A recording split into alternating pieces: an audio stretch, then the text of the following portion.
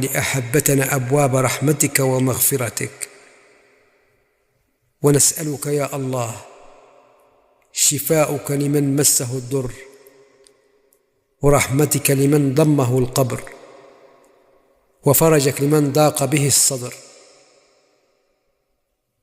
ونسألك الصحة والعافية في أجسادنا، والسكينة والراحة في نفوسنا، والأمل والتوفيق في سعينا. وصلى اللهم على سيدنا محمد وعلى آله وصحبه أجمعين.